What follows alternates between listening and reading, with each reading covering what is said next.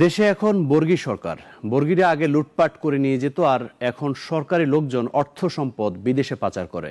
মন্তব্য বিএনপি নেতাদের। দুপুরে রাজধানীতে এক আয়োজনে এসব কথা বলেন তারা। বিস্তারিত রাশেদুল কাদের রিপোর্টে। জিয়াউর রহমানের মৃত্যুবার্ষিকী ঘিরে চলছে বিএনপির 15 দিনের কর্মসূচি।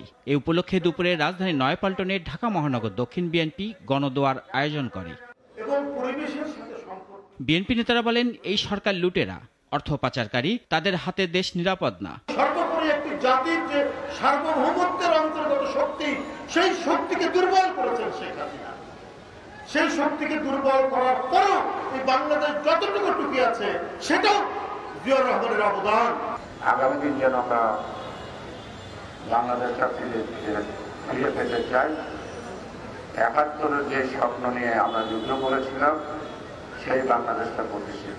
ফের তেলের দাম বাড়ায় সরকারের কঠোর সমালোচনা করেন বিএনপি নেতারা। এমনি তো দ্রব্যমূল্যের ঊর্ধ্বগতি মানুষের নাভিশ্বাস উঠেছে। 2.5 টাকা তেলের দাম বাড়ানোর অর্থ হলো সকল জিনিসের দাম বেড়ে যাওয়া। কতগুলো জিনিস আছে, বিদ্যুৎ, তেল, এগুলোর দাম বাড়ানো হলে এটা একেবারে মানুষের শিরায় শিরায় প্রবেশ করে গিয়ে এখন বর্গীরাই ক্ষমতায় বসে গেছে। তারা লুট করে চলে যায় না, তারা লুট করে সম্পদ দেশের বাইরে পাচার করে দেয়। বিএনপি নেতারা বলেন, সব ধরনের বিপদ আপদ থেকে দেশকে রক্ষা করবে বিএনপি। রাশেদুল কাদের, নাগরিক, ঢাকা। একমাত্র ওয়ালটন এসি দিচ্ছে 1 বছরের রিপ্লেসমেন্ট গ্যারান্টি।